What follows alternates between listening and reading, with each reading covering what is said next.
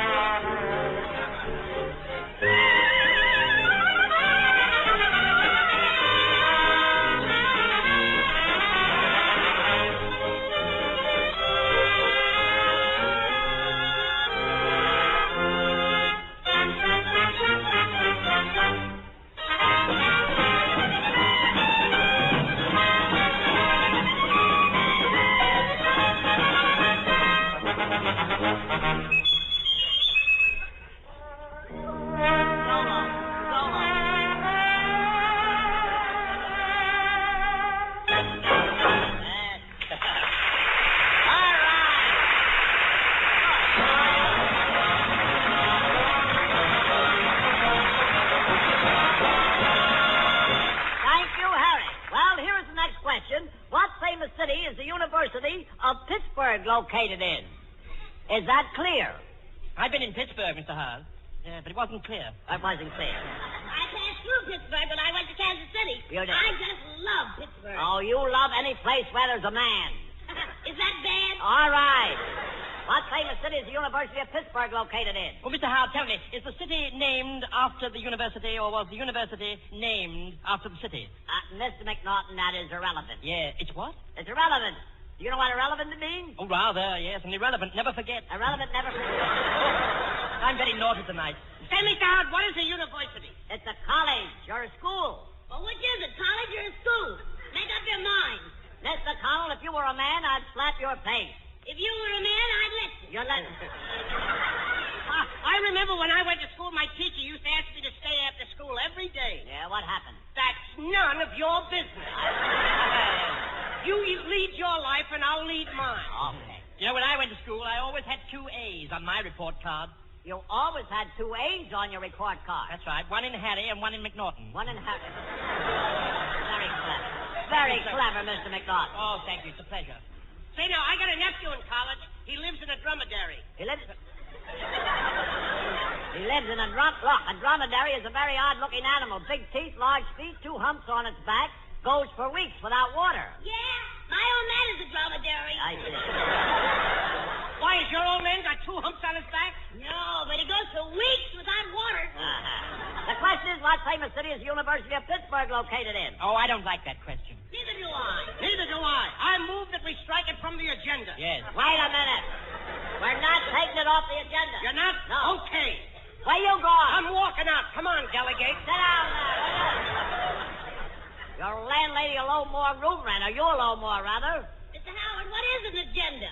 Oh, Miss McConnell, don't you know what an agenda is? No. It's a passage in music, you know. It's a sort of a... Well, it goes like a... Oh, pretty. Yeah, I thought you'd like it. That's not an agenda, that's a cadenza. What are you talking about? A cadenza. That's milk. No. What? What do you mean condenses Why, milk? my landlady said to me this morning, run down and get me a can of cadenza milk. Cut it out. That's terrible. Johnny.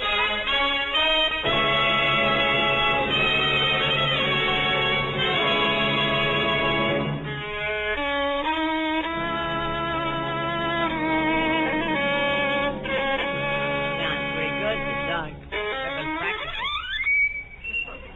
Maybe we got a new orchestra.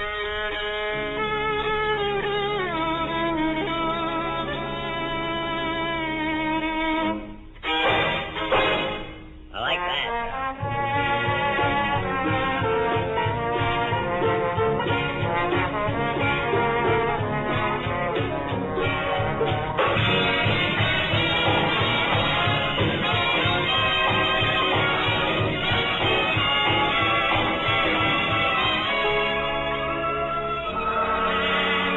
Let me sit down a minute. A stone got in my shoe.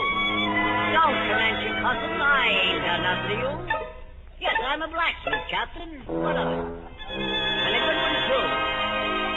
Me and my wife and Nellie was just 16. She was the prettiest creature the valley had ever seen.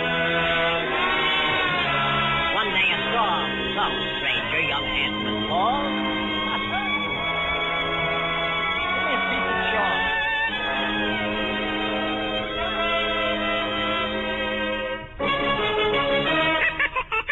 Oh.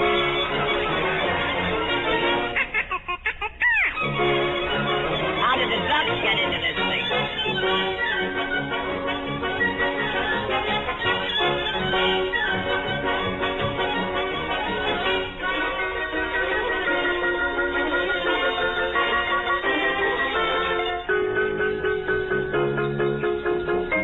Down to chopsticks, that's where they started.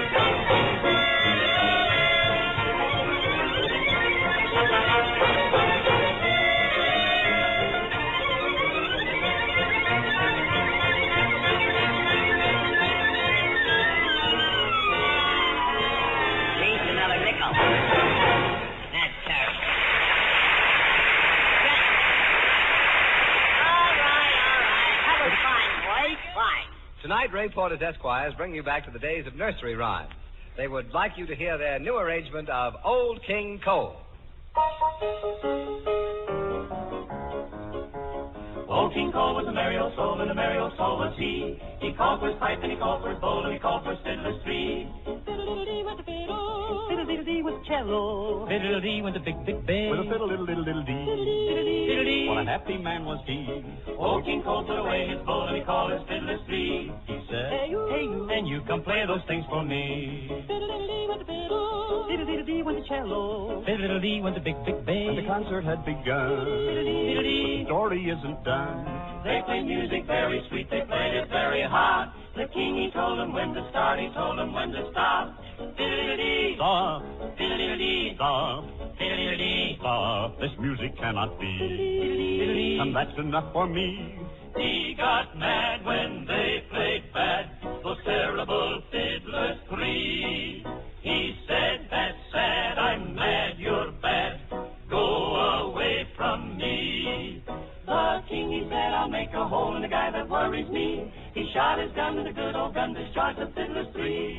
Fiddle-dee went the fiddle, Boom, fiddle-dee went the cello, boom, boom, fiddle-dee went the big, big bass. And there were no fiddlers three. Now the king is a merry old soul, and a merry old soul is he. He's got his pipe, and he's got his bowl, and he's got new fiddlers three. fiddle-dee went the fiddle, fiddle-dee went the cello, fiddle-dee went the big, big bass. And a happy king is he. Fiddle-dee. Oh, my, oh, my, oh, me. Got his pipe, and he got his bowl, and he got his fiddle-diddle-diddle-diddle-dee. That was really fine, folks. Yes, sir. A1. Now can we get back to the business on hand? Have we a contestant? Yes, we have, Mr. Howard. And our first guest this evening is coming to the microphone now. His name is Mr. Edward Keene. Oh, that's fine, son. Very good. Good evening, Mr. Keene. Did you say Keene? Yes. Oh, I see. You're not the tracer of lost persons, are you, No, by any means? not. I wanted to get that straight. How do you feel this evening, sir? Hot, very hot. Very warm, yes. You said something there. Mr. didn't Keene looks sharp. you? I see. Never mind the fun. Where is your hometown, Mr. Keene? Would you care to tell us? Ridgefield Park, New Jersey. Ridgefield Park, New Jersey. Oh, yes. I see. Ridgefield Park. That's over near Tenafly, isn't it? That's right. Yeah, our singer, our baritone here that sings our theme song, he comes from Tenafly. Yes, he comes Ridgefield Park? from... Ridgefield Park. Well, put a stone in my shoe and call me Hopalong Cassidy. I used to work in that town. Yeah, I was a magician in a sweater store. You were a magician in a sweater store? I used to pull the wool over people's eyes. Oh, well. Pay no attention to him, Keene. That's right. Mr. Keene, I should say. Pay no attention to him. We'll throw a net over him in a minute. What are you doing in New York this evening? On a visit or come over to see a show or something? Sightseeing. Oh, sightseeing. Well, have you saw McConnell? You saw him.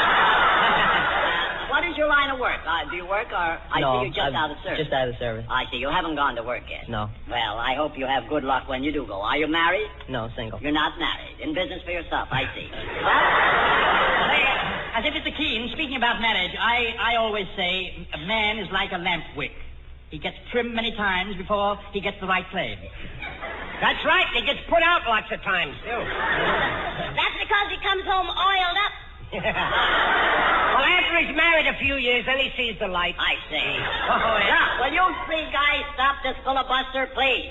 Let's get on here. Yes, go right ahead. Go right ahead, Mr. Howard. We yield the floor to the gentleman from New Jersey. Thank you. I'm sorry for this interruption, Mr. Keene, but you gotta expect this when you have nitwits for experts. As I want to say, we're very happy to have you with us this evening. Very Yeah, happy. sure are. What's your first name, honey? Edward. What? Edward. Edward. Edward? Edward, if it'll help. Oh, isn't that a lovely Edward? I just love that name, Edward. It's Yes. something so... Oh, it's, Edward, just right. He's cute, isn't he? Yeah, he's a cute young fellow. He's awfully cute, Yeah. yeah. He's a little too old for me. He's But he's cute. And you can just call me Swan's Down Flower. I'm soft and fuzzy. Yes, and you've been through the mill. Shut up, you old crumb. Mr. Keene, will you reach into Johnny's Captain, pick out a question for us, please? Sure. And we'd be very happy if you'll read it for us, if you don't mind. After what animal are the Detroit Tigers named? Thank you. After what animal are the Detroit Tigers named? Oh, I say, that's jolly. That's a splendid question. You mean you really understood the question the first time you heard it? Well, certainly, old boy. After what animal are the Detroit Tigers named? Perfectly clear, except for one minor detail. What's that? What are the Detroit Tigers? It's a baseball team.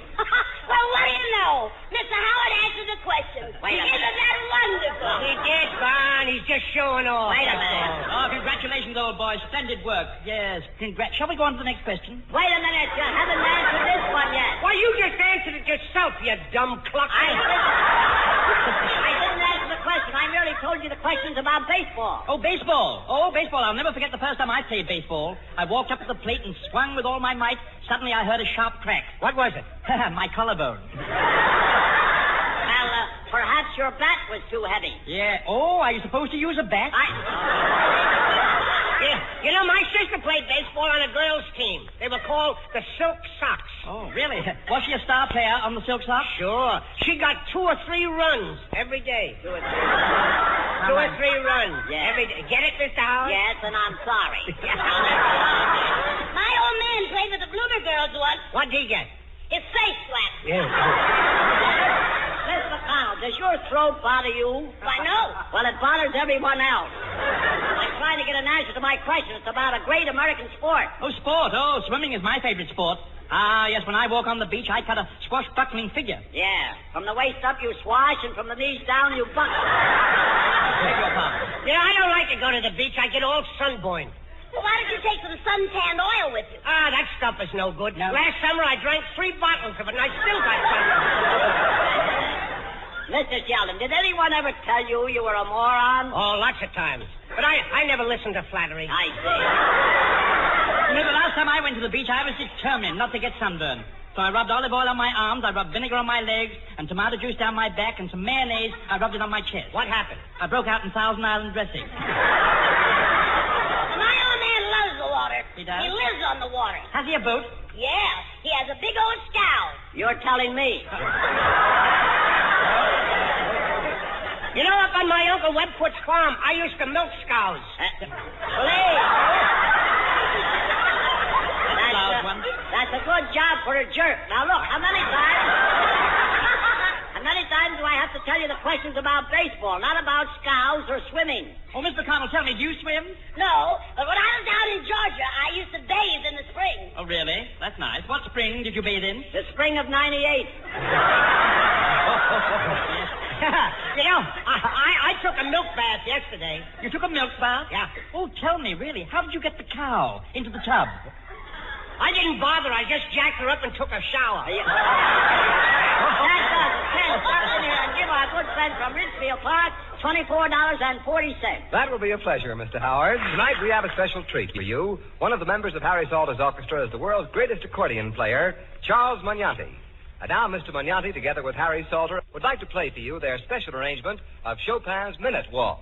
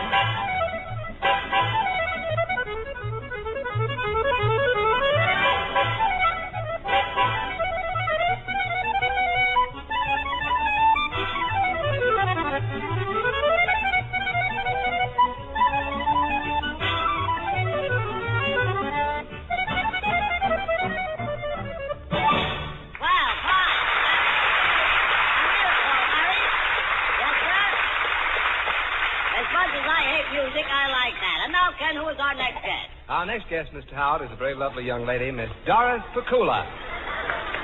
Good evening, Miss Pakula, and thank you a lot for coming up. How are you this evening, Miss Pakula? Very fine, thank you. Well, that's fine. How do you do, Miss McCullough? Very nice piece of bric-a-brac. Okay. How's your mother? Never mind. How's your sister? Please, will you two cheeseheads cut it out? I didn't say a word. All right. I wasn't talking to you. Well, you said cheesehead. All right. I'm sorry for this interruption. Do you live in New York? No, I live in Brooklyn. Oh, you live in Brooklyn. Right here. I'd really like to spend a little time with you, but we've got to ask you to reach in the Johnny's cap there, if you don't mind, and pick out a question for us. We're a little rushed this evening. And would you read the question if you don't mind? Just take your time and read it. What day is mentioned in the song Some Sunday Morning? Thank you. Very good. What day is mentioned in the song Some Sunday Morning? Oh, Mr. Howard, that's a musical question, isn't it? That's right. Oh, how jolly. I love musical questions. You do? Especially if they're about music. Mr. McNaughton, please, you have reached the heights of stupidity. Yes. Nice view up here, isn't it? No. The question is what day is mentioned in the song Some Sunday Morning. Would you like me to sing it for you? Yes, please do. Oh, Mr. McNaughton, what are you saying? Don't pay any attention to him, Mr. Howard. He didn't mean it. Did you, Mr. McNaughton? No, certainly not. I didn't mean it. No, I don't know what came over me. I'm sorry. I said it in a moment of madness. I see. Well, never mind. I'm going to sing it anyhow if Harry Sawyer will accompany me. Accompany him out of the door, will you, Harry? I see. Will you give me a start, Harry? Some Sunday morning is going to be some Sunday morning for someone and me. He's singing from a noble part. Bells will be chiming an old melody. Sounds like a hobo, too. For someone and me. That song is out of this world. I wish he was out of it with it. There'll be talking, playing. Friends and relations will stare. Is that coming out of his mouth? Shake and hear them saying, gee, what a peach of a pair. With a voice like that, he can go places. I can only think of one place. Sunday morning, we'll walk down the aisle. She'll be so nervous. How do you think we feel? And I'll try to smile. That reminds me, we're having fish for dinner. Rosy for someone and me. Some Sunday morning with me.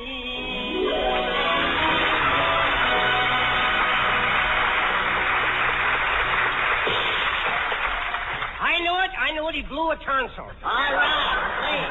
Nevertheless, Mr. Howard, you're a finished singer. And I'm glad he's finished. All right. Now, can any of you tell me what day was mentioned in that song that I just sang? After hearing you sing, they struck that day off the calendar. You know, I used to be quite a singer. I used to sing Tarara Boom Die. But I've lost the words. You lost the words. You may have lost Tarara, but you still got your Boom Die. You know, my sister was quite a singer. She was a mezzo-salami. Please. You mean a mezzo-soprano? I mean mezzo-salami. You should hear her sing Coming Through the Rye. With mustard? As they speak about rye, you know, the bread shortage is so bad, Nelson Eddy is only allowed to sing one slice of shortening bread. You know, and without raisin.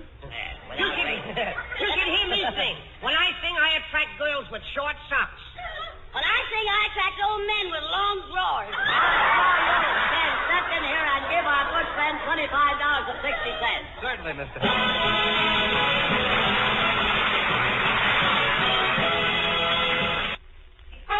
It pays to be ignorant, to be dumb, to be dense, to be ignorant.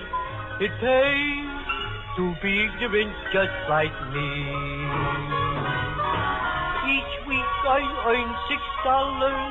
My brain is terribly lax. But when there ain't no income, then there ain't no income tax. So you see, it pays to be ignorant, to be dumb, to be dense, to be ignorant. It pays to be ignorant just like me.